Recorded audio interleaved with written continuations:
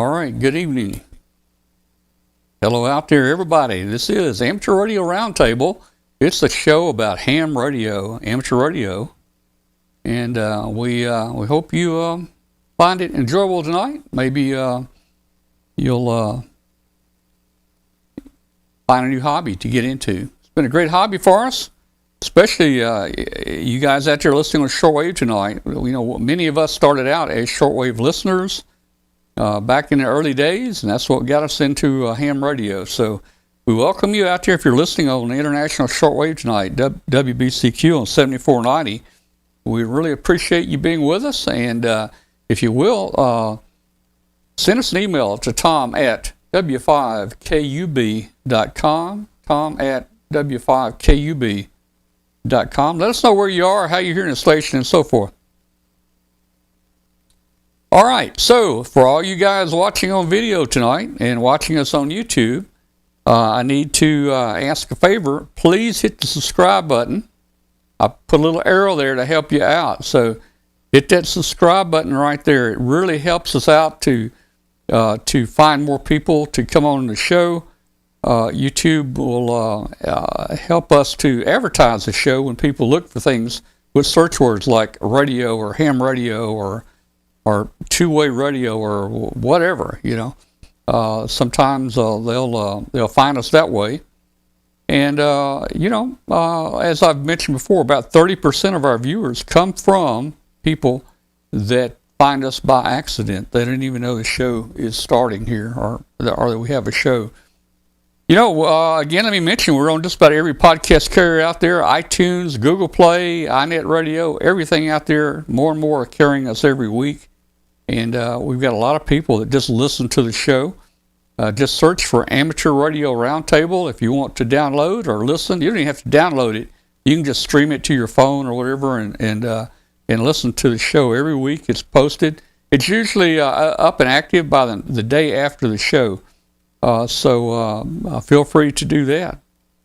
And let's see, join our Facebook group. We've got a great Facebook group of over 12,000 hams now in our Facebook group. It's just a great group to ask questions and make new ham radio friends. And also it helps you to follow the show and see what's going on.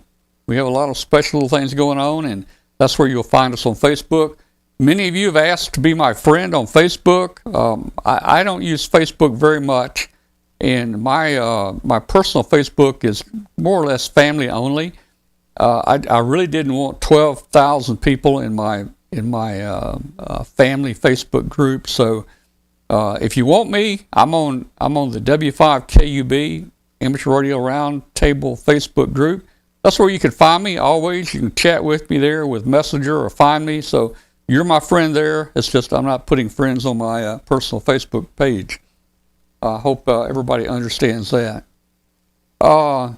We've got a few things tonight that I think is interesting we're going to talk about tonight. Hey, I think Glenn's got something he's going to show us. We'll talk about that in a minute. But let's see. Hey, tonight we're going to talk about, we got shack pictures tonight. We got some shack pictures in. We'll go over those, and we'll see what we can find there in our shack pictures. Also, we're going to talk about rescue at sea. Huey, Dewey, and Louie were rescued Monday. They were only in the water for 24 hours, but they have been rescued. And, hey, I've got, later on in the show tonight, a perpetual motion machine that I built. Perpetual motion machine. And we're going to demonstrate it. It works. It's got little flaws to it, but it's working. And that'll come up a little later in the show. I think you're going to like it. I think that's about all the announcements we got coming up. I mean, Dayton Hamvention is coming up in about 2.5 weeks. Can't wait to get over to that. That's going to be fun. Come on in here, Glenn Popeil. How you doing, Glenn? Hey, I'm doing real good. I actually got home in time to do the show tonight. Didn't have to rush or nothing. But, I have been, like we were talking before the show, it's like, it's only 2 weeks before Dayton. And, I mean, it's just like the time is flying. I don't even have a suitcase starting to pack yet. And I have to pack days and weeks in advance. Otherwise, I forget something because I keep going back and saying, "Oh yeah, I need that," and then I gotta watch the weight because I'm flying this year, and I only have about 10 to 15 pounds of spare weight for the suitcase, and I don't want to have to pay for a second suitcase. So any boat anchors I'm going to have to bring over to you, and you're going to throw them in the truck and bring them home for me. Well, that's right. And I want you to find some good boat anchors because, I get to keep 20% of whatever boat anchors you bring to my truck. Oh, so we're just going to take a saw and just cut them in half right there? Well, I'm going to pick out the 20% that I like. I'll pick out the 20% that I'm going to charge you with there. Yeah, anything you want to bring back, I should have plenty of room. We're not going to be loaded down this year. Usually our truck is loaded to the top, and we used to tarp it up, because it always rained on us going up there. We used to tarp it up, but about 7 or 8 years ago, I bought a white topper that fit my truck, and boy, that has really been nice to have that topper on there. Just pack everything back here. You don't worry about it getting wet or having to tarp it or anything like that. That's been really great there. Yeah, it feels strange not to be driving this year. I've driven every year, until now, but this year I decided, you know what, I'm just going to fly, and otherwise I have to drive alone, and that's just too long a trip. The driving alone is pretty tough. I've driven it all the way myself, but I've had people in the car to help talk to me and keep me awake, and those kind of things, and it's a big help. So it's a long drive for us. It's 10 hours, 10-hour drive for us. It's over 500 miles. So you're doing the right thing by flying up there. We're going up Wednesday. We're going up to Xenia Wednesday, and I was hoping to get out here in the morning, but my friend Ed is going with me. I think he has a grandson graduating from school or something. Maybe graduating from elementary school or something like that. So you know how it is. Grandfathers have to go to the graduation ceremonies. It's at 10 o'clock Wednesday morning. So, and that's okay. That's not a problem at all. We're in no hurry. So we probably won't get out of here until about, I'm guessing, maybe 1 o'clock on Wednesday. Yeah. And that'll be 2 o'clock Dayton time. Yeah, you won't be getting in until 2 o'clock, 2 o'clock Dayton time, so you add 10 hours to 2 o'clock, and that puts us in about midnight. I think. But you're going to stop and, eat dinner along the way, so you're looking really about, 1, 2 o'clock probably.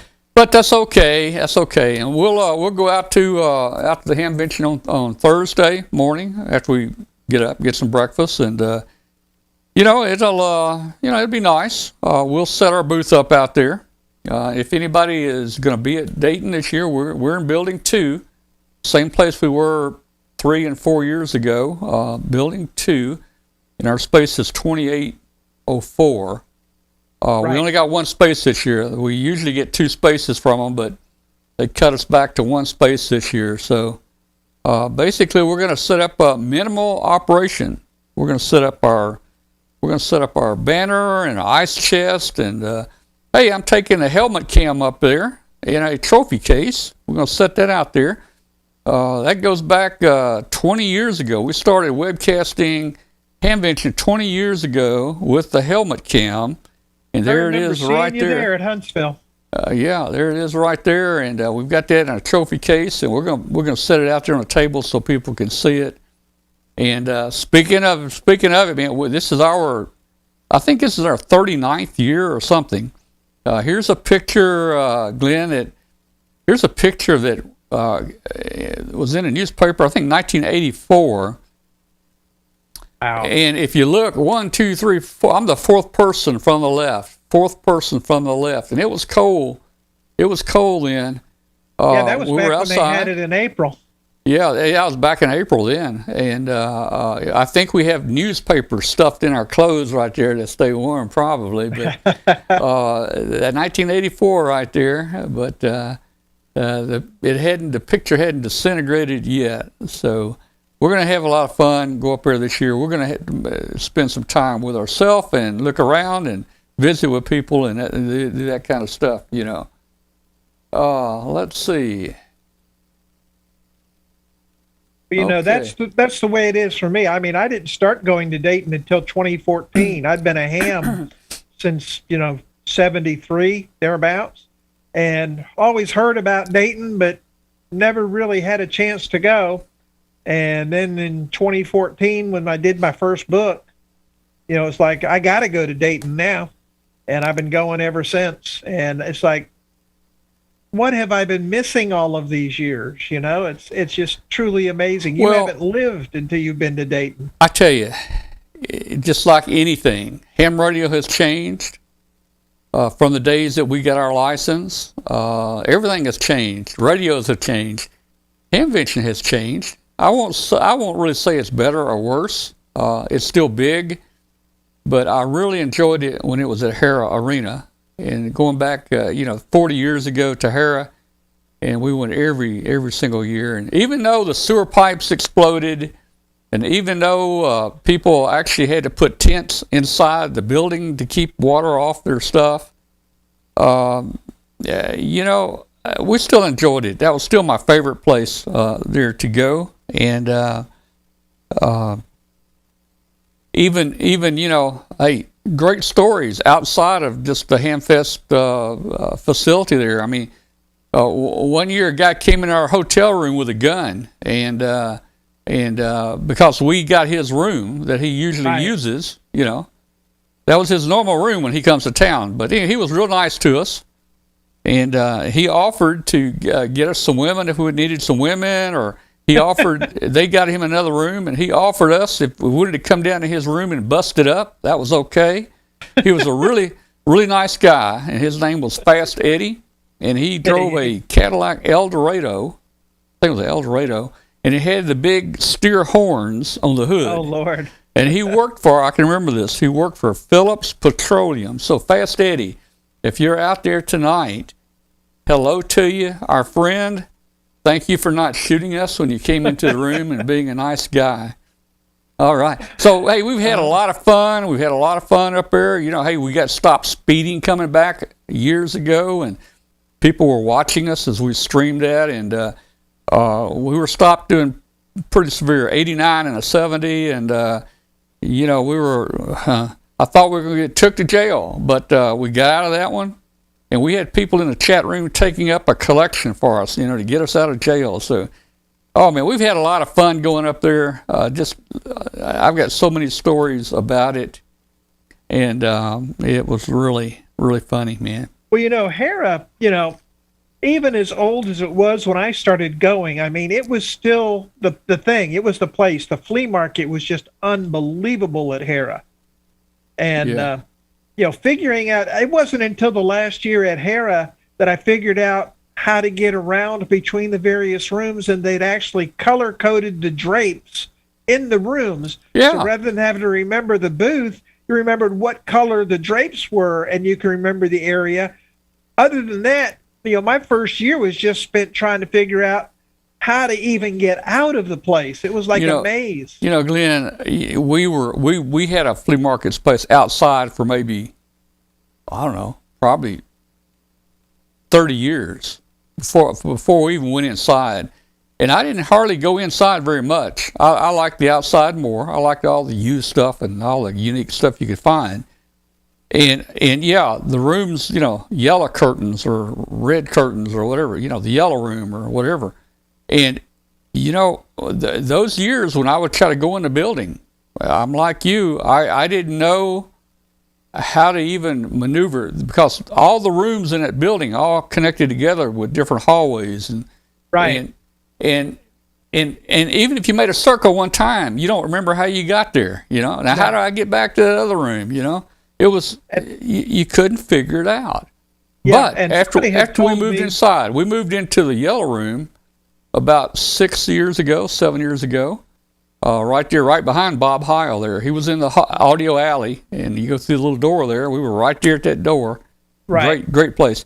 And you know what? Hey, it was pretty simple. Once we were in there a couple hours and we walked around, we learned it. It was really simple. So yeah, all those years that we were lost, I don't know. We just didn't try hard enough, I guess, Yeah, but I mean, it was amazing there. And I mean, for me, it was the flea market. There was just so much stuff to look at and to buy. And, it was just, I mean, somebody had given me some advice before my first trip. And it's basically, if you see something that you may want, you better buy it then, because by the time you decide to go back and buy it, it's either gone or you can't remember where it was. That's right. And even though there are flea market spaces even outside here, I'm going to take a pencil and pad with me, and if I see something, I will write the spot number down. But yeah, I still kick myself for not buying that 15-foot missile that was standing up across from our booth. Man, I wish I'd got that 15-foot missile out there. That would have been so cool to have. Man. Well, this one year there was a guy that had, one of those, pneumatic air guns that you use to shoot your wire antennas. Yeah. This one was a cannon, and it looked like it had a 4-inch barrel.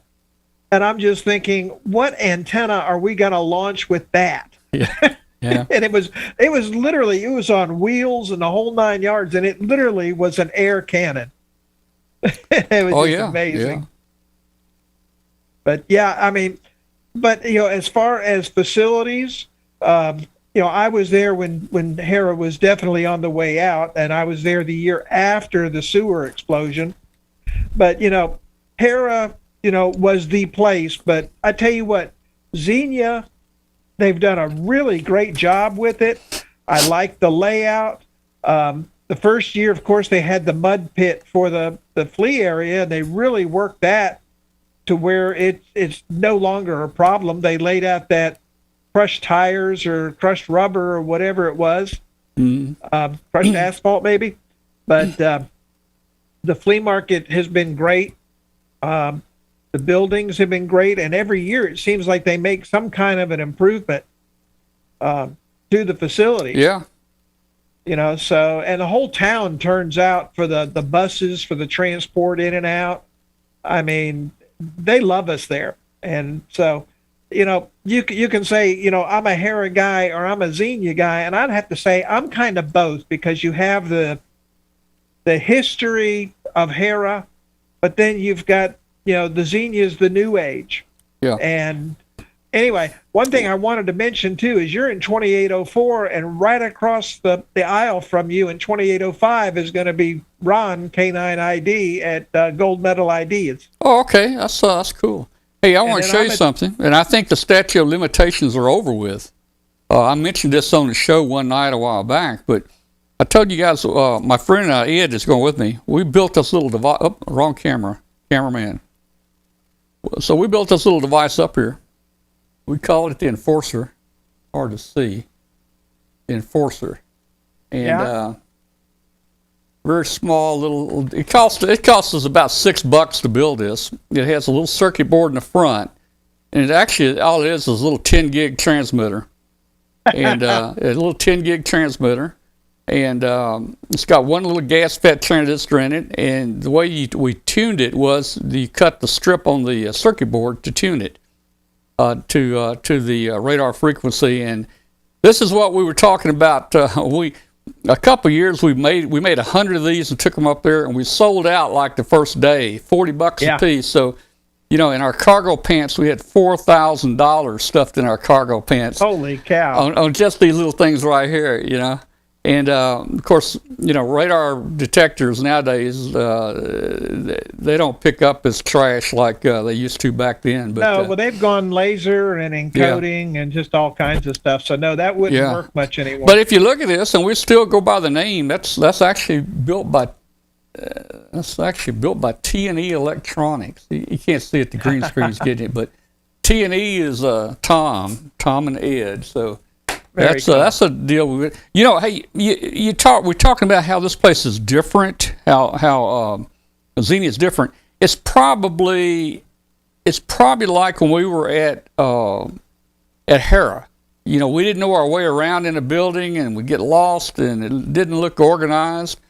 That's kind of the way it looks to me outside. It's so scattered out at Xenia, but that's because I haven't been out there and walked around and got to know the area. So it's probably no different than what we went through years ago. No, not really. And the big thing is it's being it's more spacious. So once you get outside, it's not as crowded. Yes, inside the buildings is still crowded at times, but once you get outside, you're in the open air, and it's nowhere. You don't get claustrophobia. And the cool thing is, all of the food vendors they've got there, it's just phenomenal. The choice of food is just amazing. Yeah. So and let's face it, at Hera, you had like one or two vendors. You had the I don't remember. Was it a boys and girls club or something that was selling the hamburgers and ice cream, and then you had the cardboard pizzas and the, you could call them hot dogs for lack of a better word. Yeah, and I think that's all that was available as a vendor there. And at Xenia, my gosh, it's your typical state fair where you just have just about every food known to man. Kind of a lot like Orlando. You just got so many choices for food. That's a good comparison. If you've been to Orlando or Hamvention, both are kind of in the both inside the building and outside. They're at the fairgrounds. They're scattered out. The food was about the same at both places. They have these specialty people coming in with various food trailers or whatever, and that's a very positive thing. Yeah. Oh, I mean, So, like I say, yes, I liked Hera and everything about it, but for me, Xenia, it has a lot going for it, and it's where the house is now. And let's look at it, in another way. No matter what you thought about them having to move from Hera or whatever happened to Hera, they would have had to move somewhere anyway, because the tornado just flat out took Hera down. So that's true, and it's hard to find something at the last minute notice. I'm sure they've been working on that for years to move. Yeah. So everything just seemed to work out, and now there's definitely no going back to Hera. So, but I'm looking forward to it. And what I do is I'm going to be flying in there Thursday, and I've got a bed and breakfast there in Xenia, so I'm just literally a hop, skip, and a jump away from one of the bus stops and stay there. But then I'm going into Fairborn that evening, Thursday evening, because I hang out with the QRP Archie guys. They have their own little vendor night, which is kind of a mini ham fest in a ballroom. Uh-huh. And now, where is that going to be? Is that up in Fairborn? Yes, that's at the Holiday Inn in Fairborn. Because I think the last time in 19, I thought there was a QRP thing there at Beaver Creek. Maybe it was something else. Because some of my Tommy and the other guys that went with me, Tommy and Freddie, went to it. That may have been the contesters group or one of the DX groups. But the QRP Archie folks stay at the Holiday Inn there in Fairborn, and in the ballroom on Thursday during the day, they have their own set of forums during the day. And then in the evening on Thursday, they have they call it vendor night. It's just kind of a mini swap fest in the ballroom. And then on Friday night, they have their homebrew contest where everybody brings in their homebrew stuff, and the spectators come in and judge and whatnot. And they also have a contest where you take a pair of 2N 2222 transistors. Yep. And they have a contest as to who can build the most powerful amp that survives using a pair of 2N 2222s. So it's, a lot of smoke, a lot of burning stuff up, but a lot of fun too. Yeah. So I'm going to be doing that on Friday night as well. I'm not going to be competing this year, although I have a design I kind of want to put together, but not going to have it put together in time for this year. Yeah. But so that's where I spend my Thursday and Friday evenings. Saturday, it's kind of catch as catch can. Whoever's party I can crash is where I'm hanging out. All right. Well, look, hey, let's take a quick break, and then we're going to come back, and let's see what you've got there. I think you've got a little QRP rig or something to show us, right? Yeah. Yeah, okay. We'll be right back, guys. Don't go away, and then we're going to We're going to get into the Perpetual motion machine and a lot of other things here tonight, so just stand by with us. LDG Electronics provides state-of-the-art antenna tuners for every amateur need. From QRP to QRO, fixed stations, portable and remote, an LDG tuner will match your radio to your antenna using our lightning-fast, proprietary tuning algorithms. LDG is a family-owned and operated company dedicated to bringing innovative, quality products to the amateur market. All LDG products carry a full 2-year warranty that is fully transferable. Support is only a phone call or email away. We're always here to help you. Visit us on the web at ldgelectronics.com. Be a field day leader with ICOM. Field Day is ham radio's most popular event and is just around the corner. It's June 26th and 27th. More than 40,000 North American hams come together to operate remotely. Contact with nature, contact with friends. With a powerful and high-quality ICOM base station, easily cut through the pileups to get that contesting edge. Our popular IC705 portable, the IC7300, and the IC7610 SDR transceivers are the clear choice for DXers and contesters across the globe. The IC705 is a perfect transceiver for hams who enjoy both the great outdoors and indoors, or field day. It's a portable package covering HF 6 meters, 2 meters, and 70 centimeters, and is weighing in at just under 2 pounds. It has a 4.3-inch touchscreen with a live band scope and a waterfall. It runs 5 watts with a battery or 10 watts with a 13.8 volt DC power supply, integrated GPS with antenna and GPS logger, and the speaker microphone, the HM243, comes standard. The IC7300 is a high-performance, innovative HF transceiver with a compact design that will far exceed your expectations.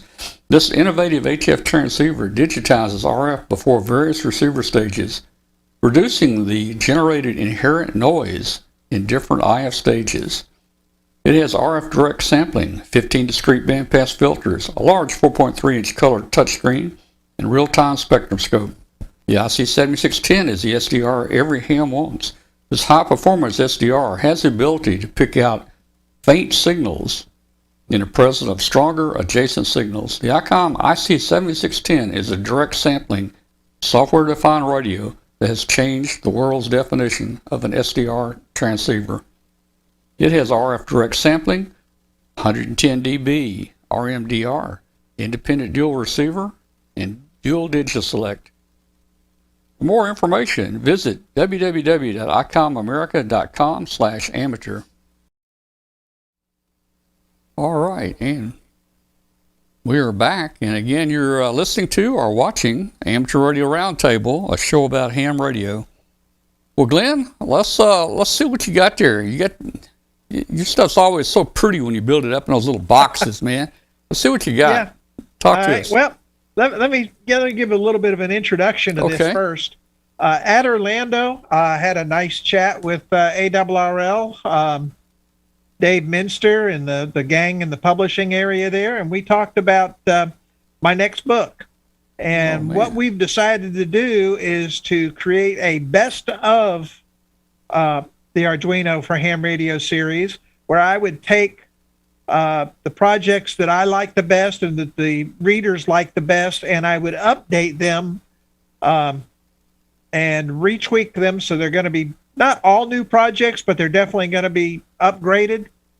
And so that's what I'm working on now. And you've been hearing me say I'm working on stuff. Well, I actually have 2 that are ready, almost ready to show. The other one's the lightning detector, which is over on the other desk, still working, getting some bugs out of it. But I'm hoping to have that one finished this week. But now this one is, oh, wait a minute. You probably want to see what's on the other end of this, right? Yeah, what's on the other end? This is a little 12-volt power brick. So that shows you how light the power demands are for this thing. And then on the other end, we have, try to get the glare out of it, we have a 40-meter CW transceiver with a TFT display. And of course, there's the backside of it. This thing has a DDS, so it does the entire 40-meter band at, what is it, 100 hertz or I can go smaller than 100 hertz, can I? Yeah. Yeah. In 1 hertz increments. It has RIT built in, a built-in keyer, 5 to 35 word a minute keyer, all built in. It uses one of those Pixie transceiver boards that you can maybe see here on the bottom. And then I've got the Arduino mounted on this board on the side. Mm-hmm. And it's kind of like building a ship in a bottle to make it all fit into this little itty bitty case.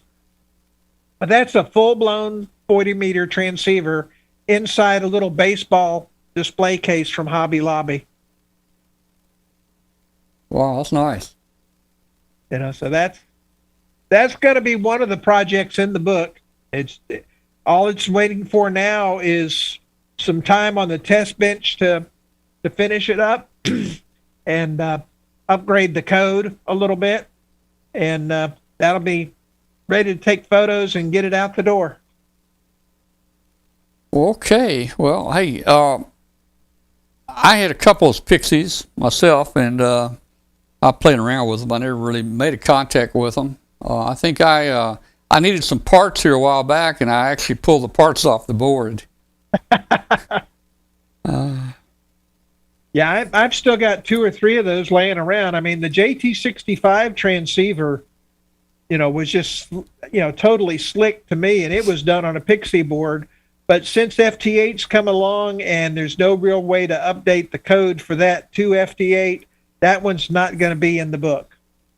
So we're just, you know, we're going to go with this one for the 40-meter transceiver. All right. Well, very good.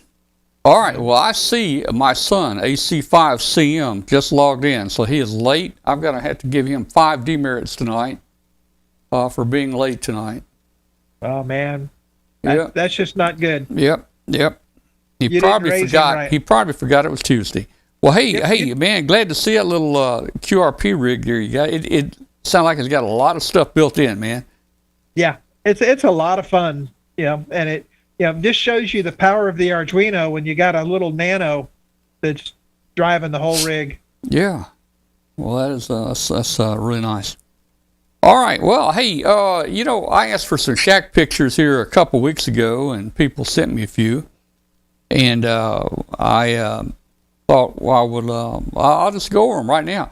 I was hoping that Katie would be back tonight, and maybe Katie would do them, but I haven't heard from Katie tonight.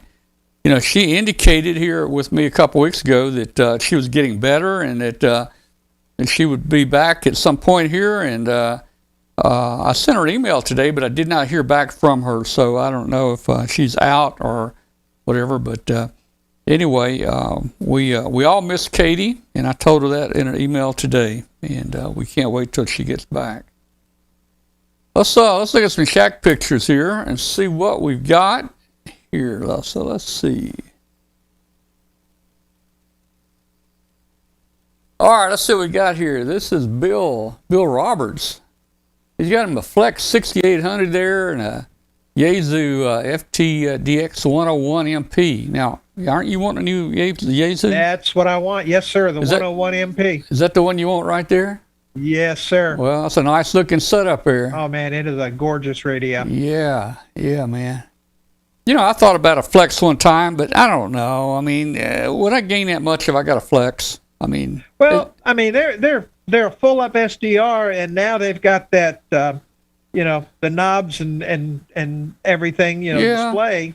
You know, so I mean, if that's your thing, yes. I mean, well, my ICOM 7610 is supposed to be SDR. You know. Yeah. You know, and I'm a Yaesu person. I mean, Flex is still the Cadillac of the bunch, but you know, I've just got my heart set on the Yaesu. Well, he's got Bill also has a KPA 1500. I think that's an amplifier there. That's the amp, yeah. Very nice setup. And look, man, he's got a Knight Space Spanner. Span Master. A Knight Span Master. That's it on the left down there. I think that's the radio that Martin Jew said he had, but he said it drifted so much he could never make a contact with it back in the 60s. Yeah, yeah. Let's see. 1963. He's got an FTM 1000 DR and a Mosley Pro 67 C3 on 80 feet of Ron 55 tower. Hey, Ron 55 tower. He's got some nice tower up. That's some monster tower. Yeah, right he got there. some big stuff. He got some big tower up there. Let's see what else we got here. Let's see. Well, this is from Brian Skull, but Brian didn't tell me anything, so I don't know what he's got there. I have no idea. I see 3 monitors and something there on the right side, but it's a little bit dark and can't really tell. I have no idea. I would take a wild guess that one of those radios might be an IC7300, but that is a wild guess. Yeah. Man, I have no idea. Hard to tell. No idea. And if Katie was here, she'd be making up names of that stuff, you know. Yeah, we need Dwayne for this. That's right. That's right. Well, let's see. We got more than that. Let me find them. Here we go. This is from Herman. Yeah, Herman. Yeah, now there you go. There's an FT847, an FT950. Yeah. Now he's in. I think he's in Germany. There. That's yeah. It's DO1 YHN Germany there. He's got the Yaesu equipment there, and he's got a Drake Drake R7 R8. I'm not even reading right. I need my glasses fixed. He's got a Drake R7 receive only. That's what he's got there. But it's nice the way he's got it laid out in the shelves right there. Yeah, that's not a 950, by the way. It's an FT2000, according to the text there. Oh, wow. So, Wow. yeah, nice rig. Yep. Well, let's see. This is from Michael Davis. That's pretty neat. He's kind of looks like he got it kind of in a little hole in the wall there. Maybe his wife didn't give him much space, or he's limited on space. But it looks like he's got it. There. He's got it set up very effective there. FTDX 101 MP. Oh, it's a 101 MP. Okay. Yeah. Palstar AT2 KD. Palomar 8010 off-center fed antenna. He's a KI5 MD down in Texas. That's Michael Davis. This is a neat. I like the way he's set up here. Yeah. Neat and functional, and he's got his headphones out there, and he got his mic, and very neat, man. Very neat.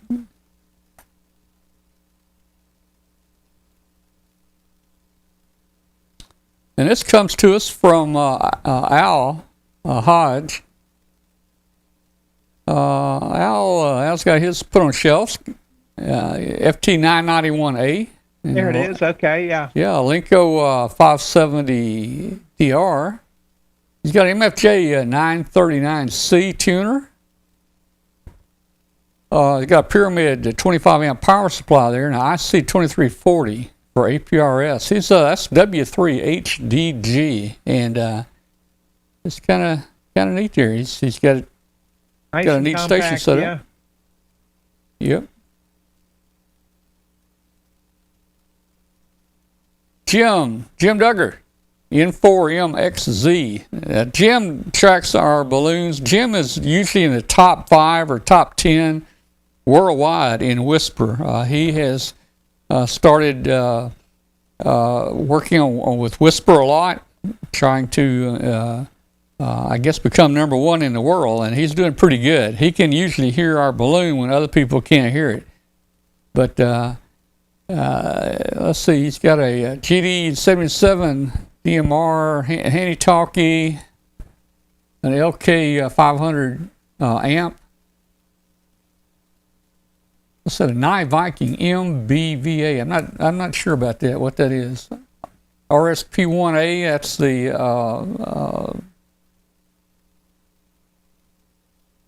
SDR receiver, I think. Homebrew VLF pre-selector. He's got a Flex 5000A, MFJ 1025, and Shure microphones there. Got a J47 key. A lot of people like that key.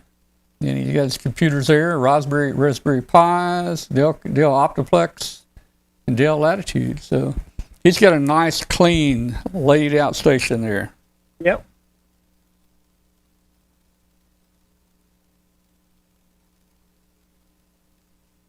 And Lon Powell, IC 7300 into an 8-band long wire. Let's see, what's it say? Is it Trash 1802? I'm not familiar with what that is. Trash 1802 into a Ringo Ranger at 40 feet. So that's some type 2-meter equipment, I guess he's talking about there. But that's cool. I don't recognize the 1802. I don't either.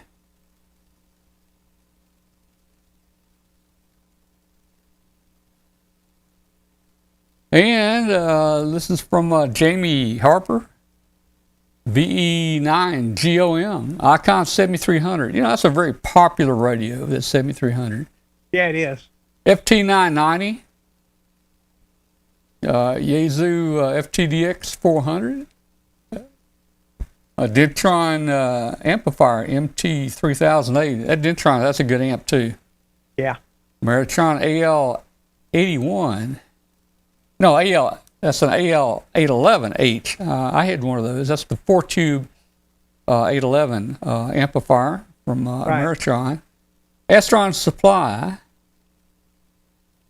And what's that say? Samplix power supply. I'm not familiar with that one. Don't like know a what that Heath is. kit over there on the right, or something similar. But it's really neat the way it's got it all laid out and stacked up here, and Yeah. nice and neat, and operational there. Yeah. And we've already been there. Let's see. I got one more here. There we go. That is me. And I've got a little Alpha 86 amplifier there on the left. And let's see, in this picture, I think going left to right is the Alpha 86. And then I think that transceiver on the bottom there next to the Alpha is a FT991. My son's got that right now. And then next to it, I've got a ICOM 7610. Next to it, a 7300. And then down at the very end there on the bottom shelf, I've got a Meritron AL80B. That's a nice little amp with a 572, not a 572. I forget what tube it's got in it. But what amp? It's the AL80B. It's a single tube. It's the, maybe it's a 5, is it a 572? Yeah. There's a 572B tube, yeah. Yeah, that's it. It's got a 572 in it. I always liked that tube. It's a, I'm it's a pretty good. 3500C That kind of guy. that little alpha amp I've got there on the end, it's continuous coverage from 160 down to like 10 meters. In between the band switches, like in between 80, 40, 20, it's got a switch that says A, B, C.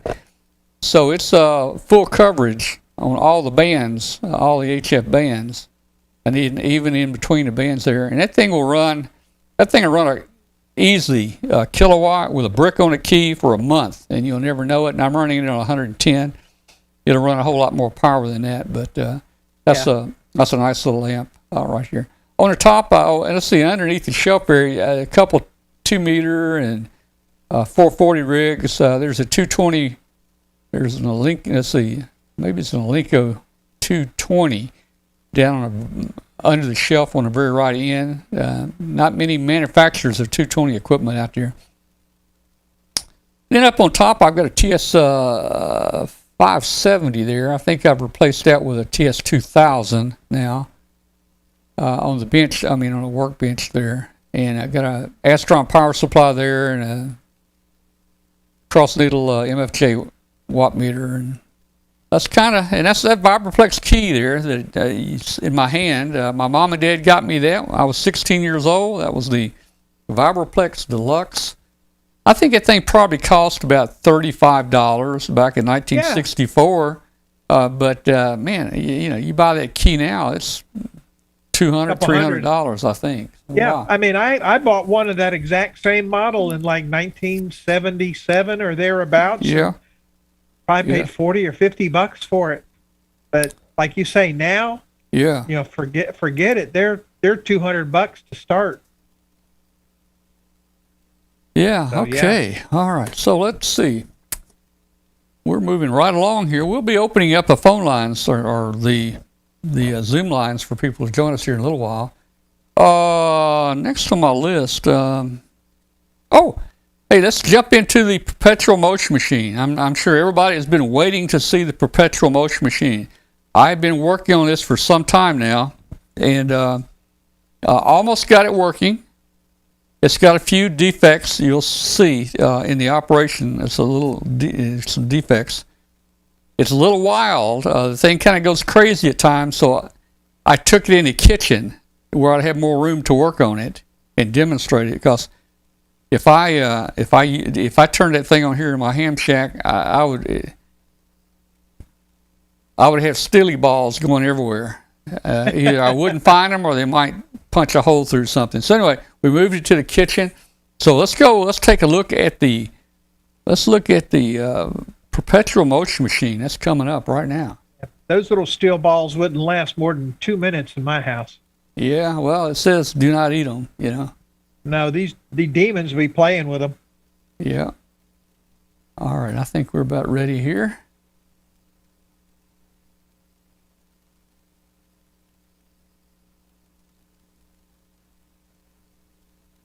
Hey guys, I told you at the beginning of the show, I've been working on my new Perpetual Motion Machine. Well, here it is. And it's not perfected yet, and it's going kind of crazy. So the main thing is you got to take these steel balls out of your antenna rotor, just about the right size. So it gets you about 4 or 5 of these stilly balls, we call them. And then we're going to see if we can't tell that the object here is going to be, we're going to drop them in here, and they're going to go round and round, but they're going to fall through this little hole. They're going to pick up some speed coming down through here, and they're going to jump up like this. They're going to land back in this little thing right here, and they're going to keep just circulating over and over and over. So we're going to try with one first and see if it stays in there. And if we got things adjusted kind of right here, we'll put all 5 in here. Now, I have to warn you that it starts throwing these balls everywhere around in the room, and I'll be chasing them. So here we go. Let's make sure this is all right. Here we go. All right. The flux capacitor is almost up to 1.2 gigawatts. All right, here we go. We're going to drop our first one in. Look at there. Hey, it worked. It worked again. And again. And again. Up. Okay. So, hey, I think we're going to work here. Let's try again. 1, 2. Up. Malfunction. Try it again. 2, 3, 4, 5, 6. Up. I think we're about to set a record. Okay. We're going to go for the big time now. We're going to put all 5 in there. I don't know what's going to happen. Probably a disaster. Here we go.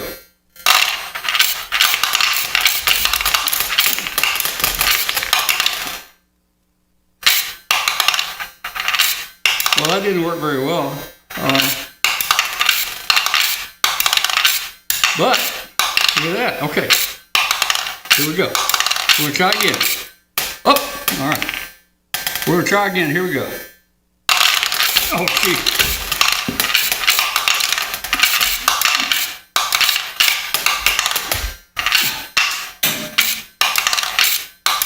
Okay, well, that's enough. That's enough of that. You can see the Perpetual Motion Machine needs a little work. I think it has something to do with the kinetic energy that we're generating right here. These balls just don't seem to be going in the right place all the time, and so we're going to work on it. We'll improvise and make some improvements to it, and we'll see what happens.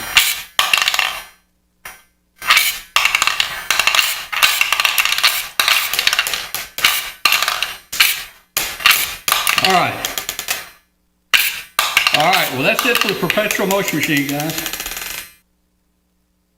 All right, so there you go, guys. The perpetual motion there was you. Beginning of the show. Oh, wait a minute. I've been working on my new perpetual motion. There we go. Well, our audio was perpetual motion. Yeah. I think it kept you in perpetual motion catching the ball. Yeah. So it hadn't been perfected yet. You know, I cannot take full credit. Some Chinese guy invented it, I think, or sent me the parts. I've got the instructions here. The instructions really are very clear on how to make it work. So listen to this. If the steel ball falls outside the perpetual motion machine, please fix the main part of the perpetual motion machine with one hand. So that's the instructions on how to fix it if the balls fall outside. Now, if the steel ball cannot jump, please fix the main part. I guess you got to know what the main part is. Please fix the main part of the perpetual motion machine with one hand. So the instructions are pretty clear that you use your hand to fix it. Yeah, I was going to say, it sounds a lot like the Pixie transmitter instructions. Yeah, it does. And you know, Glenn, I'm sure you've seen this. I don't think they know what the word solder is. Everything is weld. Oh, it's welded. Yeah. Oh, yeah. Yeah, that's where you have to use one of those big, foot-long irons that are, that big around. You got to weld it, man. You got to weld it, yeah. All right. Well, anyway, maybe more to come later on the perpetual motion machine. I thought that just might be kind of fun for people to watch me chasing those balls all around the kitchen. And really, the only way I found one of those balls was to step on it. Okay? Yep. That's how I found one of them. And those balls, Glenn, they remind me of just about the same size as in my ham rotor that I need to take down and clean up, Yeah, use them for bearings and the rotor when you're all done. Yeah. All right. We're moving right along. We're right on time tonight, man. We're about 6 minutes before we open up Zoom. Hey, so let me tell everybody about what's happening here with W5KUB 110. That thing was flying so good. We don't know what happened. It was flying really, really well. And we were just about to make our third lap. We just come out of China. We were going across Korea. And things were looking really good. But it went to sleep that night on the coast of Korea. And we never heard from it again. So I waited. It's not unusual. Sometimes these things go to sleep for a day or 2 days, or they get into an area where they can't get a signal out. But I was pretty sure that was not the case here. I think we went down. There's one other thing that is suspicious for me. We were for 34 days, our solar voltage has been 3.6 volts, start to end, every single day for 34 days or something. The last day or two, our solar voltage was right at 3.2 volts. So I don't know what that means, if that has anything to do with it. We possibly may have had an electronic failure or something. It may still be flying. I do not know. It may still be flying, but you broke a solar cell or broke a wire for solar cells or something. I bet something happened with the solar cells. And I tried to eliminate that, or the engineer for that, to ensure that it has the mechanical strength where those cells are not going to break up there. They're very fragile, but I've got them mounted where they shouldn't break. So I don't know. I'm really surprised how well this little tracker built under a microscope works in minus 40 degree Celsius temperature. You hear stuff not working when it's hot and not working when it's cold. This thing is really taking some beatings up there. and everyone we've flown has always worked well. And but I always wonder about maybe a cold solder joint or something like that going on, or maybe even just a chip just stops working. Well, it's just fluttering there in the wind. So I mean, who knows? Most of these chips we're using up there, they're rated down to minus 40 Celsius, and that's exactly where we're running up there. Maybe a little colder. So anyway, what we're going to do, and guess what, guys? It could come back and start operating. I mean, wouldn't it be a big surprise a week from now it started reporting and it's over Russia or somewhere? I mean, it's possible.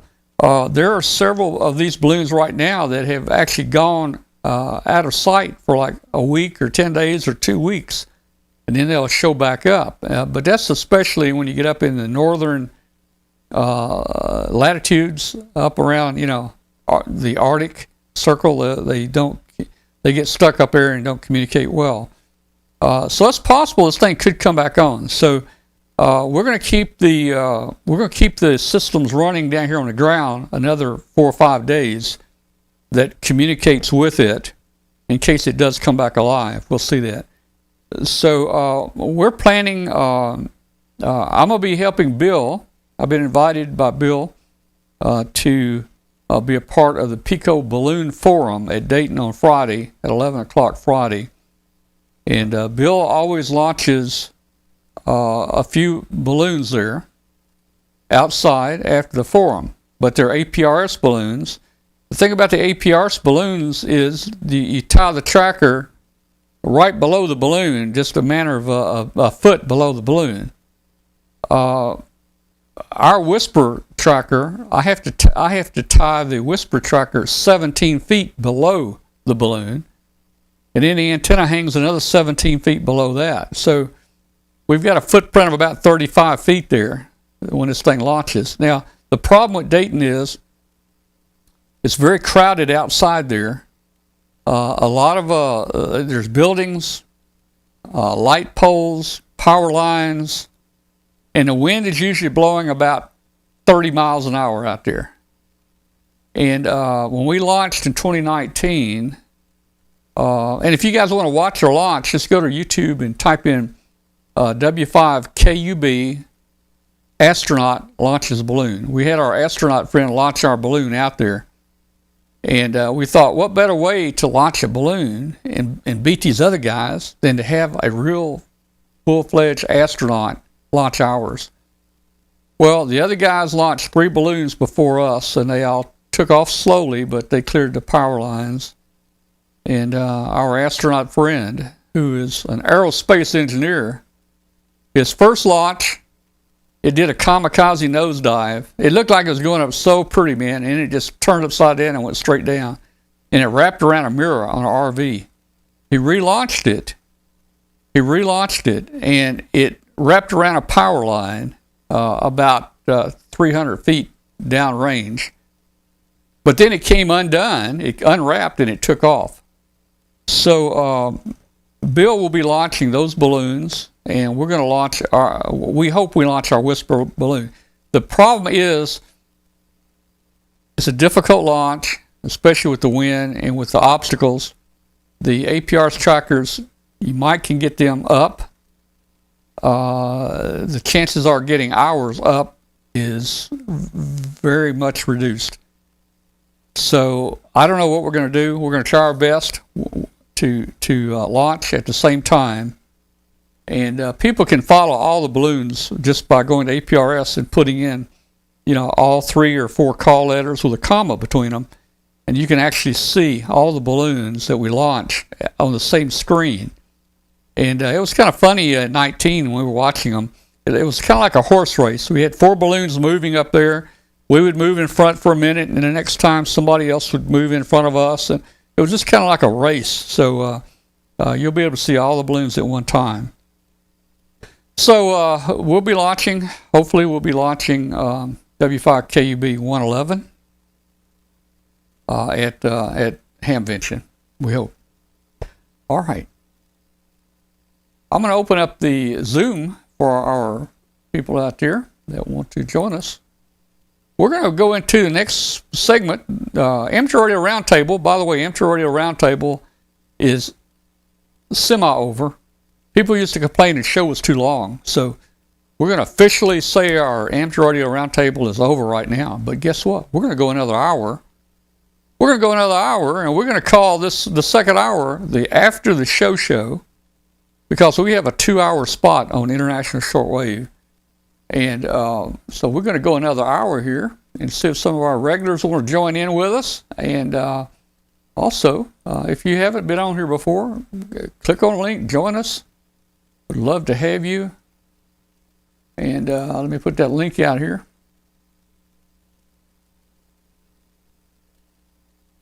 And you will actually be on the show. We'll keep the stream up. We'll keep the stream up and going. And so you'll be on Zoom. You'll be on the show. And people watching the show will be able to see you and hear you if they're not on Zoom. So there's the link right there. Who do you bet's going to come in first? Glenn, who do you think will be on here first? Oh, I have to say Charlie. I would say Charlie's going to be. I was going to say Charlie's going to be on here. There's Charlie. There he is. Yeah, WD8IOL in the chat room is asking, are the ants going to be at Hamvention to sign autographs? Are the ants going to be there? They might. If we could get them back from Mexico in time, they're going to, well, I mean, not from Mexico. Let me see. I've got a picture here for the ants. You know, they went down in the Sea of Japan, and they're going to stop. They're stopping off in Hawaii for a few days for R&R before coming back. We're only about 2 weeks away from Hamvention, but they may be with us at Hamvention, and if so, you'll get to meet Huey, Dewey, and Louie. And you know, we've got I don't know if you guys saw the things that Huey, Dewey, and Louie have. They've come up with a new T-shirt. Let me see if I can find the T-shirt here. One of our viewers. Here we go. One of our viewers mentioned that if we'd sold the T-shirts, that we would, you know. There they are. There's your Huey, Dewey, and Louie T-shirt, W5KUB 110 right there. The journey continues, and there they are. That is the platform that they were flying on right there. They're standing on it there. Maybe they stepped too hard, broke a solar panel. I don't know, but get your Huey, Dewey, and Louie shirts there. We should have about 3,000 of them at Dayton. So, you know, if you want a Huey, Dewey, and Louie shirt, we should have plenty. Just come on by our booth 2804. And let's see, Bill's in there. Charlie was the first one to join us. Charlie, how's it going? Oh, hello, everybody. Hey, Charlie. Yeah. Oh, man, how you doing, Charlie? Very well. Couldn't join last week, Yeah. but I could today. No camera here in this computer, but I'm here tonight. Okay. Let's see. How do I add? Let's see. Well, we've already got a bill. There's a bill in here. Bill's in here. W8 LV. I need to get me a bigger monitor. For all you guys out there, this is what I'm looking at right here. I'm looking at Zoom over here on this PC way over there, and of course I've got chat room over here, chat room and Hex there, and over here we've got Facebook and YouTube up, and then this is our broadcast system we've got right here. So that's kind of in you know. Then we work all the little sliders and stuff here, and that's why it looks like sometimes I'm not paying attention, you guys, but I really am. But there's a lot here. We had to lay off our engineering staff during COVID. We had to lay off 8 engineers, so I'm having to do it all myself. I heard it because you weren't paying them enough. Well, I gave them all a raise right before. You know, I gave them extra money over what they were making here. All right. You got that so crowded, I doubt I could even come over and co-host. Oh, you can do it. You can do it. Look, hey, there's plenty of room, right? Well, let me get a different camera in here. Where's the other camera? There you go. So you can sit up. Well, you can sit right here next to me here in Studio A. Go. Yeah. Right there. Well, I do have to get with you to do those surface mount. Yeah, Chips. well, come on by. We'll do them. Hey, I got me some new glasses this week, and I can see a little bit better now. So, we can do them. I don't have the hands to do Well, surface mount. well, No, all you got to do is actually, they're not that rub bad, a little flux in there and throw some solder at it, and hopefully it just sticks to where it needs to stick. Yeah, I got a pair of tick-sized chips that I need to solder on the carrier, and gonna need to use your microscope and stuff to do it because I don't have anything All right. that'll All do right. that. Well, whenever you want to, just let me know. I'll Come be on. sometime after Dayton. Yeah. All right. Well, guys, hey, this used to be typical of Dayton back in when it was in April, right here. It was in April for many years, and it was much colder in April. It warmed up a little bit in May, and they moved it to May. But hey, Glenn, see that stuff on the table right there? Yeah. You still see that very same stuff on somebody else's table every yeah. year. I mean, every year when you there's go an back. HW101. It looks like right there. Yeah. Yeah. Yeah. Oh yeah. You see that same stuff every year, like you say. It's just a different table. Yeah. And, man. But the thing is, every year somebody brings some really different, cool junk. That's Like, right. I think the last year at Hera, a guy had a whole truckload of laboratory microscopes. Oh, that would be cool. And there's some absolutely amazing stuff every year. Yeah. Yeah. Well, So I mean, you never know what you're going to find out in that flea market. yeah. So as I mentioned earlier, we've got a nice big trophy case that the helmet cam is in the trophy case. So we'll be setting it there on our table, and got a little sign in here. I think it says the first year we webcasted Hamvention was 2002, and I'm just looking back. That's 20 years ago. Yeah. A lot has changed since then. If you look at that camera right there, that was not a high quality camera. And we didn't have very good quality internet back then either, 20 years ago. Now, I remember seeing you at Huntsville with that. Oh, yeah. I didn't know who you were back then, but I remember seeing the guy in the helmet. Yeah, yeah.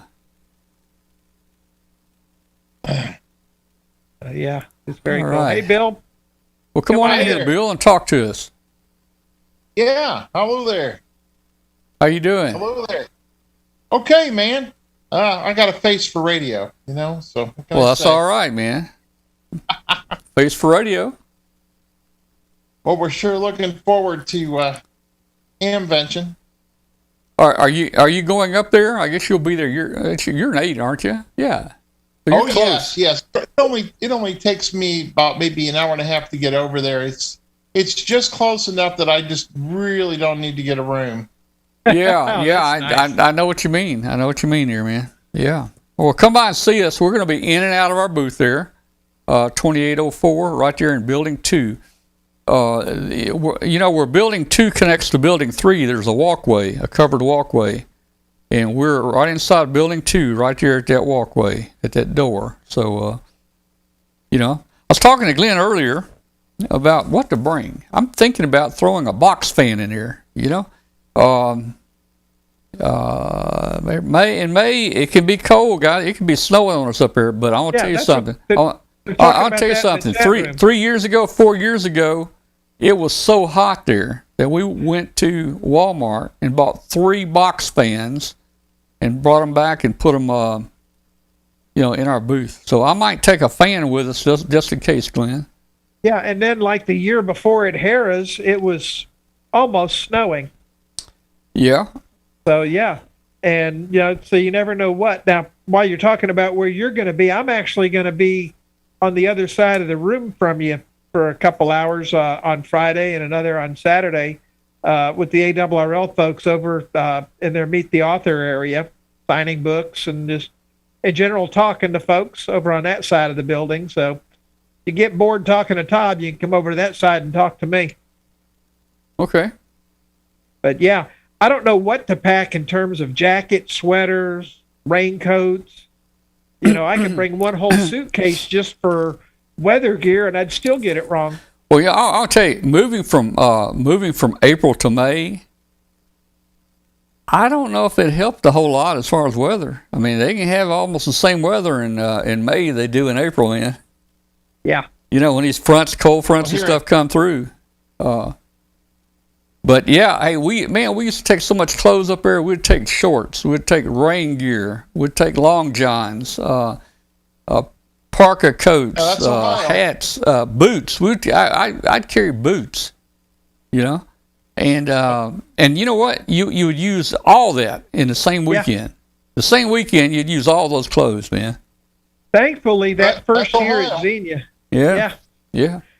Well, thankfully, that first year in Xenia, I did bring a set of boots, and you've got a video of me from that year back in your archives. Yeah. That I was out in the flea market. There was no way I was going to miss the flea market. All right, that was the first year. That was the first year they moved to Xenia. I had calf-length boots, and the mud was up to my kneecaps. Yeah, and it got really bad out there. It got really bad. Yeah. But they've worked on that and fixed that, and you know it's been really good ever since. But yeah, like I say, I don't have the truck with me this year, so it's what I can fit in a suitcase. And it's like, okay, do I bring a sweater, a jacket, a raincoat? Yes. Well, then I don't have any room for clothes, and I definitely don't have any room to bring stuff home. This is not going to work. That's Ohio. You know, this week I've turned my air conditioning and heating on. I've flipped back and forth 4 times. Yeah. Hey, I'm just south of Memphis, and I'm virtually doing the same thing. I was going to try to pull up I can get it, if I can find it here. I was going to pull up a map of parking maps. Here we go. Building 3, Building 1, Building 6. Building overview. Let's just take a look at what we've got here. There we go. And let me see if I can adjust this a little bit. That ought to work. Do that right there. Okay. So there at Xenia, we got 3 large buildings right here. Building 1, 2, and 3. We're in building number 2 right here. And building number 3 is to the right, but there's a little covered walkway. If you can see the mouse. That's the covered walkway. Our booth is right there, which is a really nice spot there. All the food vendors and people are going to be outside here in the center. There's a flagpole there. Yeah, normally right across from the exit there is where the pork chop sandwich folks are. Yeah, there'll be a lot of food out here in this area. So you got 3 large buildings here, and then you come down a little. Then they got some smaller buildings. You got the Hertz building, the Volta building, and they put up a big tent over here on the side here. These buildings are pretty small. That's the part that I have not adjusted to yet. You've got people in these little small buildings, and that's also where they have the drop off for the raffle tickets. Oh, is it? Okay. Yes. So there's a new building now too, I think. Yeah, it used to be the furniture outlet. Yeah, and that was right. Well, I think that was this building. That's the Volta building. I think that's the Volta building. Yeah, that's a new building. A couple years ago, we were in. The first year we went, we were in the Hertz building here, and the last few years we've been there, they moved us into building 2 there, which I like a lot better. Yeah. All right, so you got your forums here. Forums right outside the center plaza there. I think this is a tent behind here. Yes, that's a big tent area. Well, it doesn't show it. It doesn't show as a tent, but that's where the tent was last year. The big tent was right in that area. Yeah, it was. Yeah, and where we're going to launch, where we'll be launching the balloons, we'll have the forum in one of these rooms here, and then we'll launch the balloons right here about where the mouse is, and you've got flea market spaces. You got trucks and cars all parked out here. Yeah, that's going to get interesting. It's pretty narrow here. You got power lines down here, and usually it goes that way. So when is your time to launch balloons? What is that? When is your time actually going to be to launch balloons? I guess it'll weather be depends, right? it will be after at the end of the forum. The forum I think is from 11 to 12, maybe something like 12:30. I think it's 11 to 12. Is it? On which day? On Saturday? Oh, Friday. It'll be on Friday. On Friday. Oh, okay. All right. So yeah. So after that, we'll be going out. I think Bill said they're going to give me like 10 or 15 minutes. I thought it was a little more than an hour there. So, but I can narrow mine down to 15 or 20 minutes, and then we'll go outside and try to launch. Now, if we think we can launch, we're going to go ahead because Bill will be gassing up his balloons right after the forum. He goes into another little room there and puts gas in them and weighs them, and he has to do that inside because if the wind is blowing any, you can't measure the gram weight that you put in the balloon because the scale's going everywhere. So he'll be doing that right after the forum. We will probably gas up our balloon the night before at the hotel and bring it in because I probably won't have time to go through and gas ours up there at Dayton. Plus, there at the Hamvention. Plus, Hamvention probably would not want me to bring hydrogen out there. Bill's going to be bringing helium out there, but we're taking hydrogen with us, so that'll be a big difference. So we'll just do that the night before, and then have it ready and just bring it out there and let it go. If the weather looks good. Now, if we see the weather, the hydrogen, Tom. I'm sorry. How do you generate it? We don't generate it. We buy it. Oh, okay.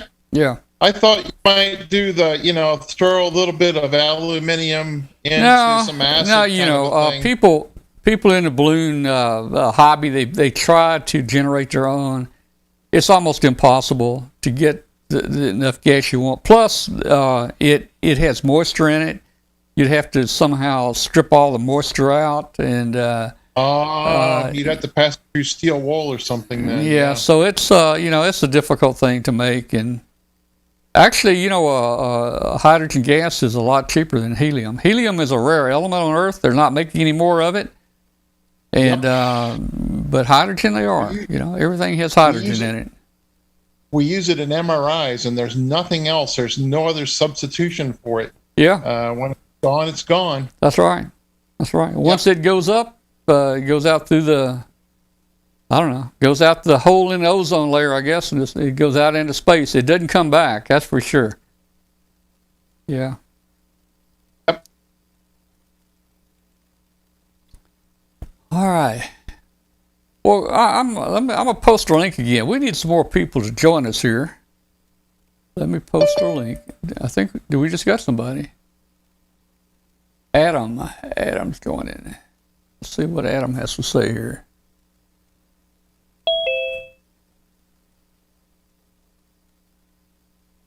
Oh, Adam. Come in, Adam. Wonder if that's one Adam 12. Come in, Adam. Come in, one Adam 12. Hello. And maybe he's Adam 13. Some people probably in the chat room don't even know what I'm talking about when I say one Adam 12. Oh, good heavens. Yeah. That must have been, 20 years ago or more? I don't know. Oh, my gosh. Oh, yeah. More like 30. Maybe 30. I was going to say, let's go 40 because it was the 70s, folks. Oh, was it? Yeah. Right. Yes. There is that? Hey, Adam, how you doing? I think he's trying to find his audio. It ran out on him. Did it? Jump in here, Adam. Say something. You muted? No, he's not muted, but I think he's trying to find a microphone that works or his mic's turned off. Yeah. That's what he's doing. That. Okay, all right. Because your picture's not switching to you, Adam, as long as you're not talking. So, yeah. Well, Keith here in the chat room says He's Adam working on 12. something. Adam 12 reruns are still on. Yeah, they are. They are. Yeah, but I remember it had to have been before 1980 because Randolph Mantooth, who played in Adam 12, starred in Battlestar Galactica 1980. So we know it had to be the 70s for Adam 12. Yeah. Yeah. So. Yeah, that seemed great because So and let's do the math here. The 70s was like by 80. That was 42 years ago. So 30. let's say it was 45 years ago for Adam 12, and don't make me go look it up beyond that. Oh man. Yeah. Yeah. So it wasn't no 20 years ago. Yeah. Adam, you came in here for a second, but then your audio went out. Are you still there? He's trying to figure out his audio, I think. He's still working on his audio. Well, just jump in here when you get your audio working. Somebody asked me the other day in the chat room about this PR40 microphone right here. If it was on a vibration-free stand, and no, it's not. The mic's not even on right now. I use it for show. That should work. There he is. There we go. He's got audio. Okay. Stand by a second. So Bob Heil sent me this mic to use. Mic's not even on right now. I use it. All right. Let's see, Adam. I think you need to mute. Okay. You need to mute the sound on the video. I have a lag between the video and audio. Yeah, you need Yeah, to you mute the the live you need to feed. mute the audio on the video player. There we go. I think you got it. Okay.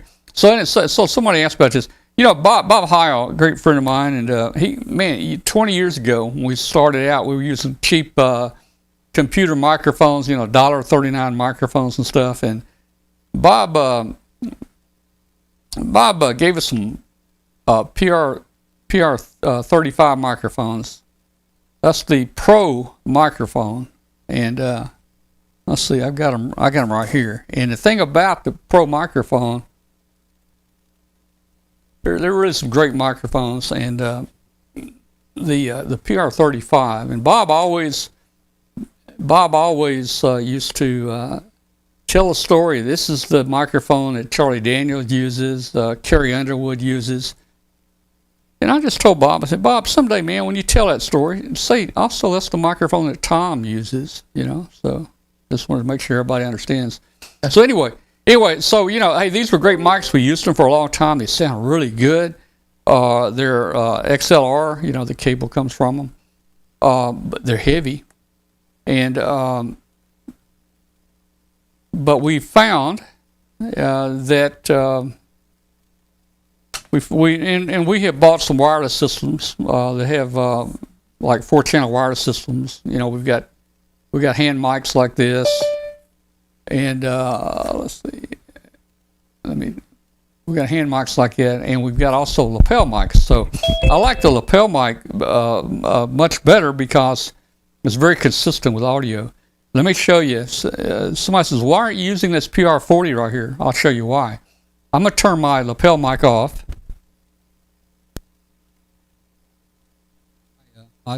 My lapel mic is off. All right, so I'm on a PR40 right now. It probably sounds pretty good, I'm guessing. But here's the deal. The audio's outstanding. Yeah, here's the deal. I'm having to lean over and talk right into this mic. So look what happens when I look what happens.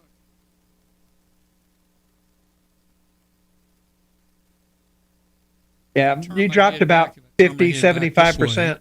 Then you hear me, So if I be in a mic all the time, but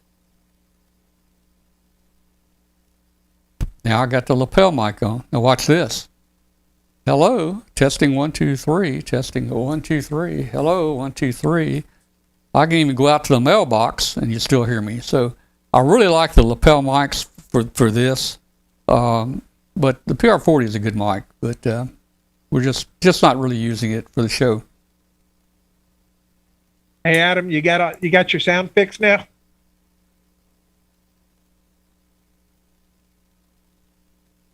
every show has to have a big mic.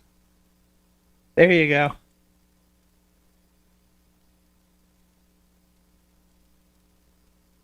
I've got an INRAD over here, but the boom doesn't reach I'm where I'm trying sitting. to figure out why I can't hear you guys through Zoom. Well, okay. Well, maybe you're not hearing me now at all, but if you are, it's about a 30-second delay. I don't know. In your preferences in Zoom, you're going to have to select, make sure your audio and your speakers. And your I hear mic. it through the YouTube stream. Yeah, Yeah. that's about the 30-second delay. If you look on your mute button, you'll see the up arrow. If you click that, you get to select a speaker, and it may be selected to a set of speakers that aren't hooked up or aren't working, or in my case, a signal link, things like that. They may just have to walk through the various selections until you find one that works. All right. Hey, does anybody out there need a, what is this, Inno power or battery, 12 volt, 20 amp with charger? That's about a $220 battery. I won that at the Memphis Free Fest here a couple weeks ago. I don't have any use for it. So maybe I need to take it up to Dayton and sell it. Think somebody buy it? Think I can get $100 for it? 120? Oh yeah, somebody would buy it there. I mean, that's the thing about Dayton. That if you're going to sell something, that's the place to sell. Yeah. I probably need to take that up there then. Oh, by the way, did you see where they announced the attendance for Orlando Hamfest the other day? Oh, I did, but I don't remember it. Yeah, they said there was 19,000, and previous years it was 22,000. So that really wasn't that bad of attendance down there. Yeah, that's good. I wonder what we're going to have. I'm hoping you have a full house, which is typically what, 27,000. Well, the last time in 2019, I think on Sunday they opened the doors and it was free. You could come in free. Do you remember that, Glenn? Yeah. So, but I think they've still got a count. Maybe they gave people tickets when they came through the door. I don't know. But, yeah, that's they're doing the same thing this year. I think you get in free on Sunday, but you still need to go get a ticket because they need it so that they can account for how many people are there. Yeah, that'll help them get a more accurate count for who's coming. But that's kind of neat. The Hamvention is free on Sunday. You just come in here and go to the ticket window, and they give you a ticket, and you come in, and that's kind of cool. Now we're not going to be there on Sunday. We're gonna leave Sunday morning from the hotel and head back to Memphis. We got a 10-hour drive. My flight is Sunday morning as well. Yeah. I got to go to work on Monday. Yep. Yeah, I got to get to this retired thing that you guys got going on. Yeah. But I still got a couple years to go before I can play that. Well, retirement is nice. You'll like it. I'm looking forward to it if I can get there. But right now between work and the books and stuff, I just don't have time to sneeze. Mm-hmm. I mean, and then the demon's right here.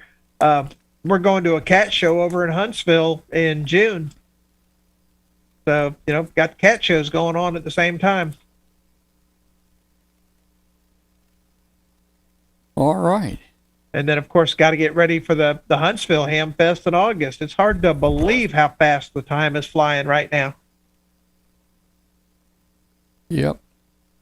I mean, think about it. Huntsville is only 4 months away. Or 3 months. Yeah. Not far away. It usually no comes pretty quick after a Hamvention. Yeah. Keith in the chat room says he'll give you $100 for that battery, but you'll either need to ship it or he'll pick it up in Dayton.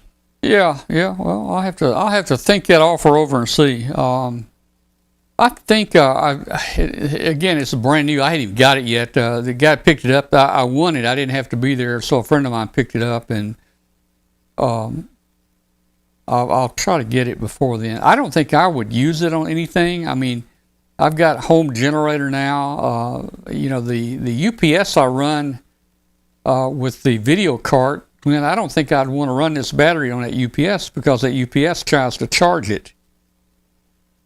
And that would not be good. We might we might blow something up, if you don't use the right charger for that battery. No, you've got to use that charger for that battery.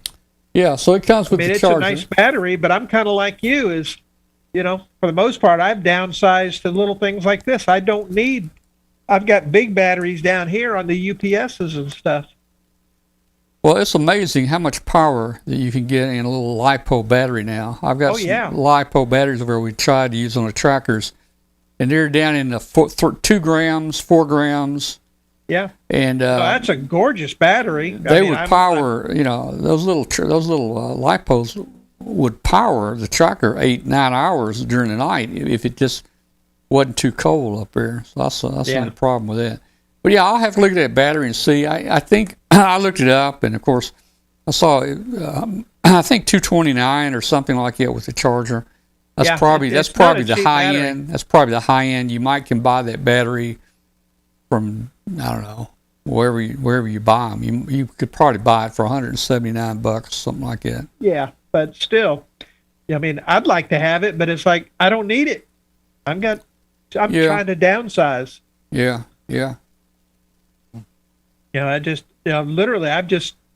I've sold everything to get ready for the new round of stuff, which is going to start happening right after Dayton.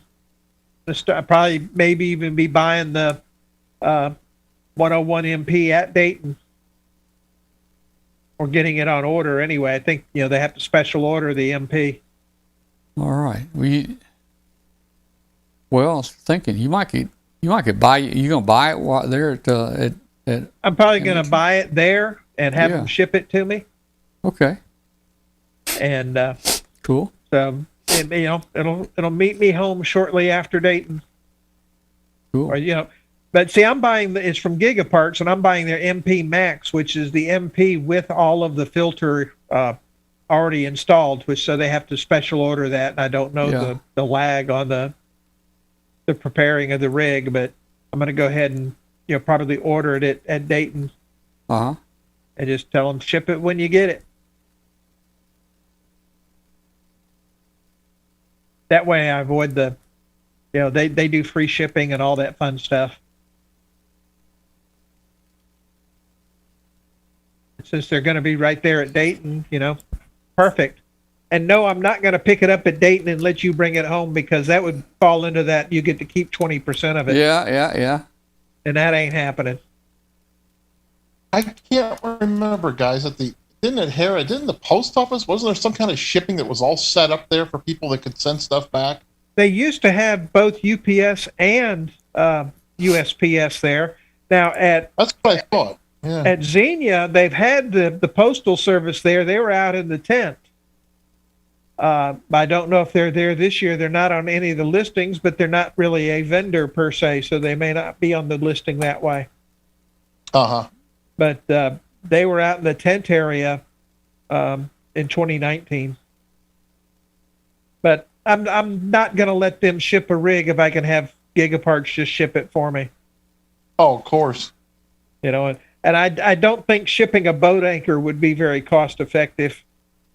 Oh no, boy, shipping is so bad now. If I was to find me some nice, 150-pound radio, I just give Tom his 20% and call it good. That's right. I have strict wife orders that I can't bring anything back that weighs anything more than 10 pounds. So. See, and I kind of have a solution to that problem. With me, it's only the 2 cats.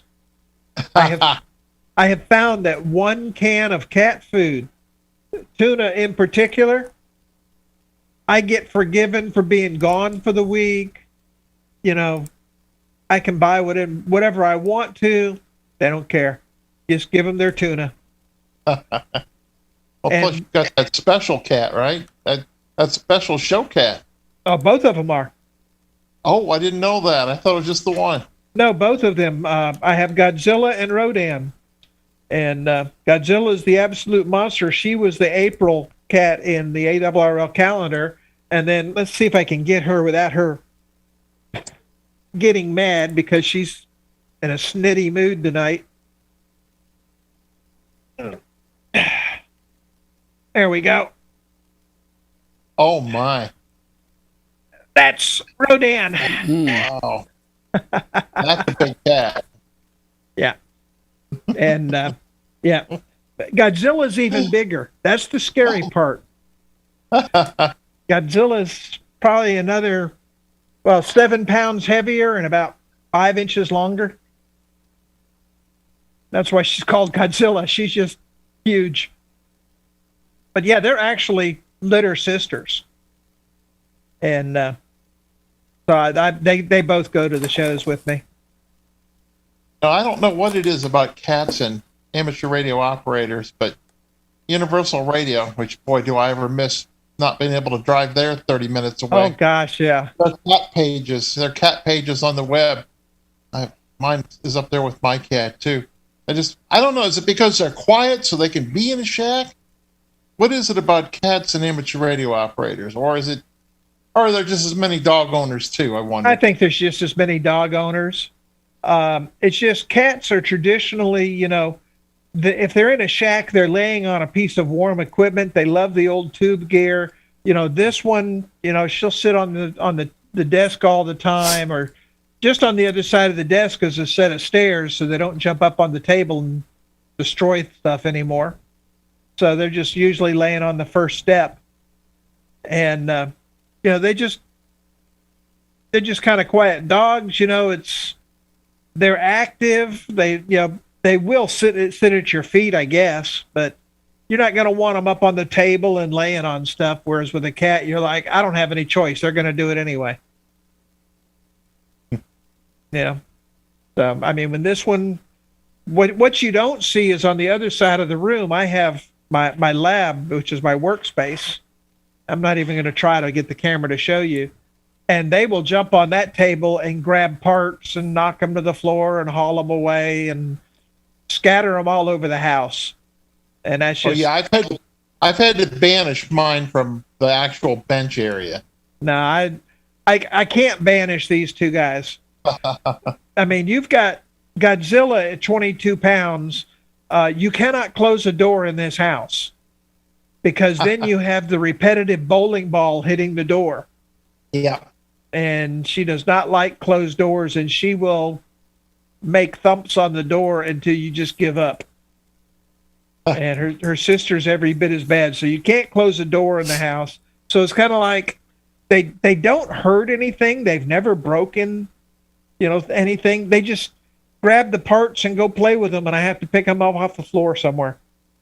But they've never hurt anything. They're doing a static test for you. Yeah. Actually, they have there's these rolls of these little, best lack of a better word, flex ties. They're the Velcro cable ties. They love it when I fold those into a loop, and they will, they'll take those all over the place. I have to make a new one for them about once a week. And I find them in their food bowl all the time. They're trading the toy for the food, I guess. But anyway, ARRL just decided to do a calendar on cats this year, and they asked for a couple pictures. So Godzilla is April, and the one you just saw, she's going to be August. And I missed the opening for W5KUB, the Einstein cat. Oh yeah, well Tom's got that. I'm sure we can get him to play that. What is that? The cat and the computer. The cat and the computer. Yeah, the one with me and my brother. Or you got my brother doing it. Let me see if I can find that. Let me see if I can find it. I have to look here. Take me a second. That's an old promo. Yeah. Oh, let's see. Okay, test 1 2. Hey, I hear you. Yeah, it's working now. Glad it's working. I just installed Zoom, so I thought I'd try it. Sorry for the greasy hair. Didn't have a time to shower before the work got over. Sorry for no hair. Yeah. What's this hair thing you're talking about? Oh my God! I saw a picture of me in my high school yearbook. about a month or so back. It was shoulder length. God, I couldn't believe it.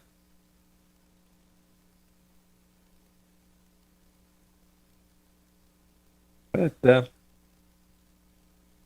yeah, no, I had to hook up the camera and everything tonight at the last minute, so that's what took me a little bit. To appreciate the help there with getting the audio set up. yeah, not a problem. I mean, it's relatively simple with Zoom, but like in my case, I got about 6 different choices for speakers because I've got, the signal link and a half a dozen other things. The 991's tied in, and so it's kind of like, if it chooses the wrong one, I'm pretty much out of luck. And I have to just run through their little test and figure out which one, because the names are all like USB source X and whatever. All right, Glenn, you know who this is? That's Gordon West. Yeah. Yeah, he auditioned for the role, but he just didn't cut it. He didn't make the cut, man. He tried for the job, but we just couldn't give it to him, man. No, he just didn't have the personality for it. Didn't make it, man. I'm still looking for, let's see, video. Yeah, back at Hera, he used to be at the booth there, just literally almost across from you there when you moved inside. Yeah. Yeah, and you had Flex just right around the corner from you as well. Yeah, it took me forever to figure out Hera, but then once I memorized where everybody was, I was good.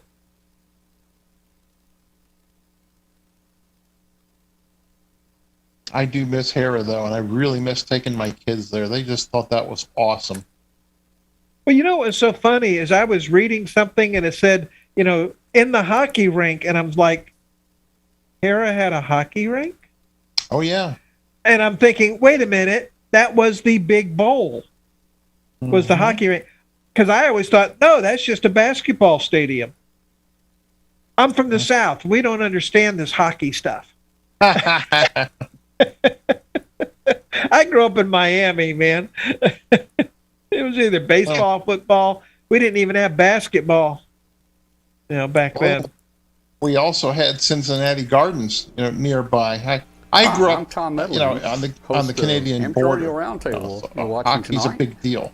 Oh yeah, June the 18th. And the funny thing is, every time I went to that Cincinnati Gardens with my kids, I couldn't figure out how I was familiar with that building. A lot more. The old Maple Leaf Stadium in Toronto was built by the exact same contractor. They were exact same. There you go.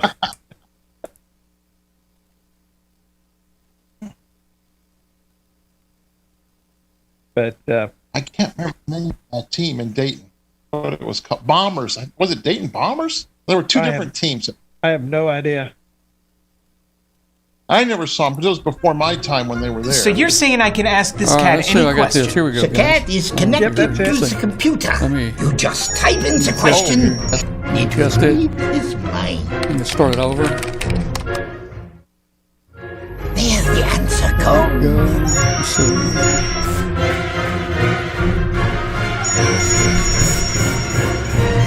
You're the man! I've been looking for this for weeks. That does look like Glenn. Yeah. So you're saying I can ask this cat any question? Yeah. The cat is connected. This is Valerie Hutzfeld, NV9L. That looked like me 80 pounds ago. There's nothing worse than not being able to go to your favorite ham I think that ought to be your standard ad right there. W5KV. They have live streaming, interviews, and tons of prizes. Just make sure you're logged into the chat room so you can win. Hello, this is Valerie Hutzfeld. Yeah, I keep saying I'm going to try that tinfoil thing with one of the two here, but I have to call the hospital first to make sure they got my blood type in stock. Welcome you. And if you're listening on International Shortwave Station, they won't put up with that at all. 5130 kilohertz. And that's the thing about these two is, their legs are, that big around, so. And those are big cats. It's kind of like you can watch the show. I'm going to make a bobcat wear some tin foil. So let's see how this goes. But the cool thing is they generally have those gentle disposition. They don't have a mean bone in their body. In the chat room. They could hurt you if they wanted to, but they don't want to. If you have not joined our Facebook group, please join our Facebook group. Just search for W5KUB. And what's so funny is they absolutely hate the drive to go to cat shows, but then you get them in the hotel room, and it's like you have taken the kids to Disney World. To post your they are bouncing from bed to bed all night long. They do not. They're just in our Facebook boundless energy in that hotel room. Yeah, they don't like car rides. I always thought mine didn't like it just because we were going usually to or from the vet. Yeah. Now, the one that I showed back in the 80s, oh, dear God, that cat thought the car was the most wonderful thing. And, oh, the plane. Oh, she absolutely loved flying on the plane. Let's pull up a chair right there. And, U.S. Air got to know her so well. Well, hey, man. Because we flew to shows everywhere. To be on TV where people around the world watch. That literally, they would make sure that the seat next to me was empty so that I could take her out of the cage and sit her in the seat. And they would actually bring her, the inside of a ham sandwich for lunch. And she'd just sit in the chair and just, everybody's just like, that cat is the most well-behaved cat in the world. And she was just like, of course, I'm a show cat. And she actually took a best in show at Madison Square Garden one year, which was the Cat World equivalent of the Westminster Dog Show way back in the 80s. Yeah. But that was fun back then. But this will be their last show. They finally reached the age, and it's just kind of like COVID shut them down for the 2 years, and I'm like, really, I just want you to go to one last show, and then we'll call it quits. Bad news is that show's on field day weekend, so I don't get to do field day this year unless I sneak across the road, because the hotel I'm staying at is just down the street from the Huntsville Space and Rocket Center, where the Huntsville Club does their field day. So I may sneak out there and do some field day on Saturday night. That definitely seems like it'd be worth a sneak out. Yes. Oh yeah. Oh, that I've seen them operate there, and I've worked them from the car, but just never had the time to stop. But this year, I think I'll make the time and go over and spend Saturday evening with them. But yeah, that's the thing, kind of like with, kids and soccer games and everything, you have to give up, you sacrifice some things. And I've sacrificed field day about every third year or every other year for the last 5, 6, 7 years. And I miss field day. Field day, winter field day, and the Mississippi QSO party are my 3 favorite contests. Mm-hmm. And, so, Glenn, here's the aerial view, Google Map of Xenia.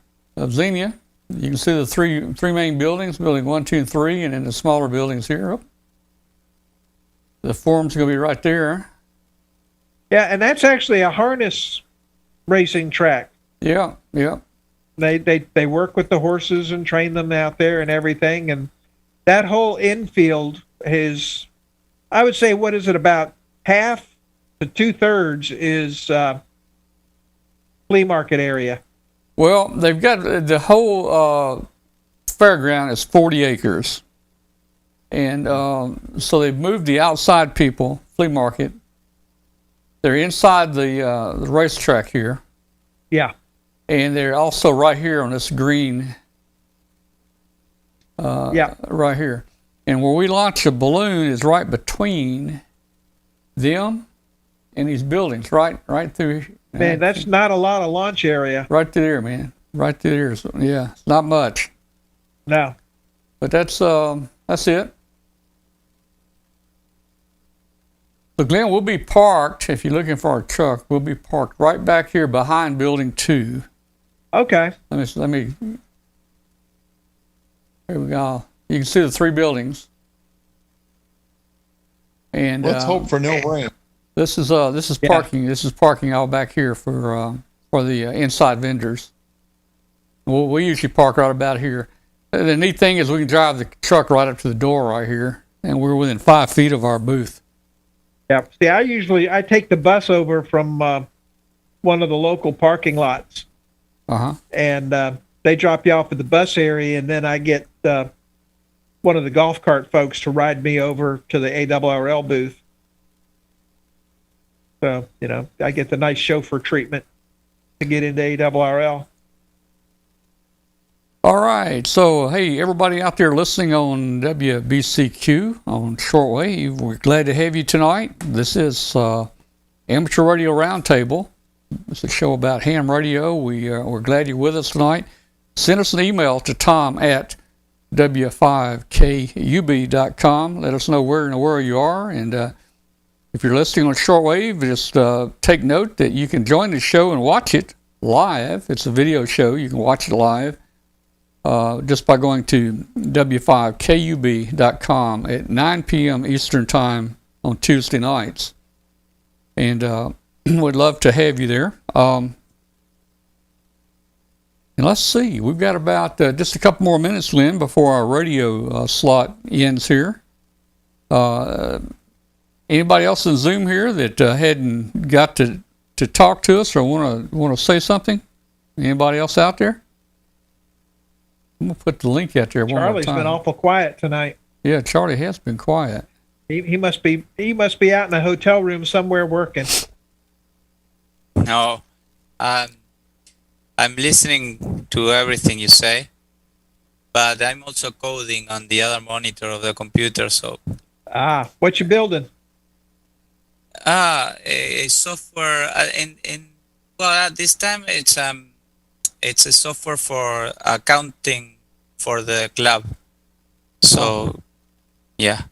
In other words, it's not fun, cool stuff. It's just stuff.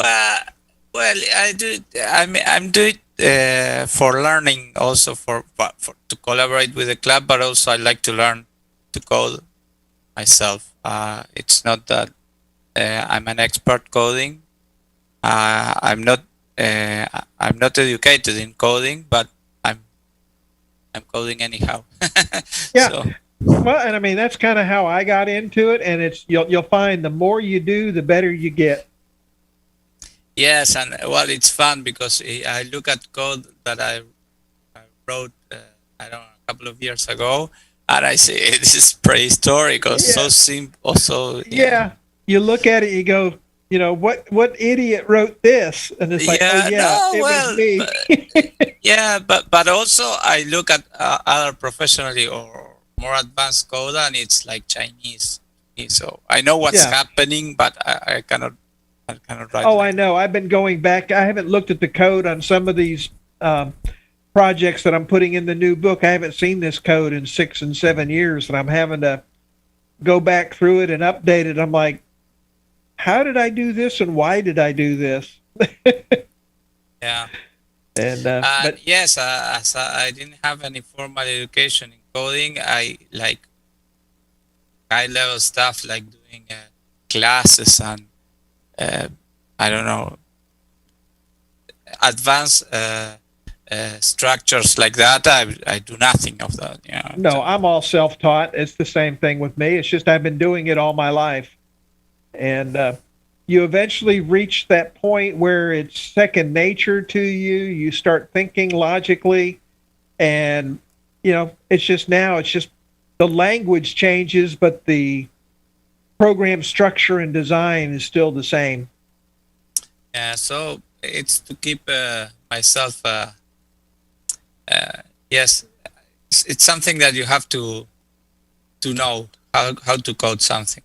And yes, as you say, I'm coding this in PHP with some SQL database, but something simple, right? But do it, and then, for example, when I have to do some little programs with the Arduino and everything, it's just a little bit different, but the way you think, it's the same. So right, yeah, it's learning how to think logically and reason things through and step by step. Once you break it down into a step by step, it doesn't matter what the language syntax is. It's just break it down into blocks and make the blocks work. Yeah. So, well, I've written a lot of code I've written for the club. Also, a system for doing the electronic QSL cards for when we do some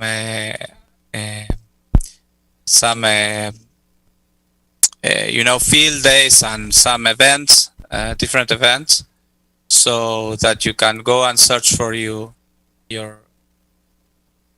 call sign on the website, and if you have a QSL of the event, it automatically generates it and everything. Very cool. Coded all that. So. Yeah, and I don't do web programming. That's the one thing. I've done a little bit of PHP and Perl, but as a general rule, I don't do web programming. I leave that for somebody else. You've written Perl. Yes, I have played in Perl. That's Chinese. That's Chinese. I have probably written code in just about every computer language there is out there. I'm fixing to have to learn how to do Python here, probably in the next year or so. Yeah, that PHP, I like it. Yeah, Python, I don't like it that much. I haven't got into it a lot, but they're both interpreted languages, right? Right. Yeah, PHP wasn't hard to learn. I enjoyed working with it, but I'm not creative enough to do a web page. Hey man! Hey, everybody's going WordPress now. I build mine with WordPress. Well, no, but that's different, Tom. Because, for example, no, Glenn was talking about building web pages, but no. But this is a web page application. No? Oh, okay. Example, I got you. Yeah, so responsive web pages that you do. Yeah. Specific tasks that. Yes, there are more advanced ways of doing things, but it's like using a V8 to move a bicycle. Right. Yeah, using a cannon to take down a fly. Yeah, exactly. So. But but I mean, literally, I'm creative, and of course, I can program and I can design and build things. But when it comes to anything artistic, forget it. I am not the person you want. You do not want me doing anything that involves creativity with artwork of any form, shape, or fashion. Do not ask me to design your web page. Yeah, for example, the page on the club, I did it and maintained it. I mean, there was another page before I started, before I got involved, but then I decided to do it again because it was not. It was outdated, really. So if you look at it, it looks like a very static web page, but it has several things that are working on PHP at the back that automatically update and everything. So if you look at it, it's not it's like a very static page, but it has some magic beneath it that I've made in PHP myself. So that's the web page, and yes, because for example, like Tom says, everybody is using WordPress and other tools, but there's a learning curve for that also. And, right. Well, the thing about WordPress, they completely changed it about a year ago. I didn't make any real updates to my pages in a long time. And then I started seeing now everything is done in blocks. And it's really neat the way it's done. It's really easy, and it makes it look very professional, and I kind of like it. I guess I'm going to have to get into that at some point, because I'm going to have to update my web page at some point. Yeah. Yeah, for the aesthetics, it's much easier, I think, to make it on a proper tool like that. Yeah. But when you want to put your particular functionality on it, I found it easier to make it myself because the club's page is it's quite static anyway. So I managed to solve the problems we need easier this way. Back many years ago when web just started, there at my company, we had a group that you would order software through, and so I wanted software to help me design some web pages. And listen to the name of the software. This is the early days. It was called Hot Dog. Oh yeah, And it was made by, and they were talking about in a meeting one day. Tom Mellon ordered a program called Hot Dog, and get this, it's made by a company called Sausage. I actually had that. Yeah. And that was really, the last time I did any web page designing of any sort was with the Hot Dog editor. Yeah, that was really nice, real easy to use. Yeah, that was a long time ago. Okay, guys, we're off the air now. Hopefully, good night to everybody out there. If you're in the chat room, we're going to be shutting down a video in just a second. Thank you for joining us tonight. Hey, I saw some comments in here about DMR a while ago. Guys, our show has our own DMR talk group. It's 31693, and it's not being used at all. I'd like to try to figure out some way to start getting a bunch of people on our talk group, 31693, where we can, talk as a group about, the things that we talk about on the show and so forth. So, you DMR guys, think of how we can use our talk group, 31693, and I'd love to get it going. 73 to everybody out there in the chat room. We'll see many of you in a couple weeks up at Dayton. And guys, I'm probably going to be working mobile going to Dayton with my remote base. I showed you the remote base that I built up here at the house. I'll probably have the tablet in the truck, and maybe we'll post it on Facebook and we'll work with some of you guys as we drive up to Dayton. 73 everybody, good night, and we'll see you next week. Okay, guys, let's see. Let's terminate the show here, because we've got to make it fit in our time slot.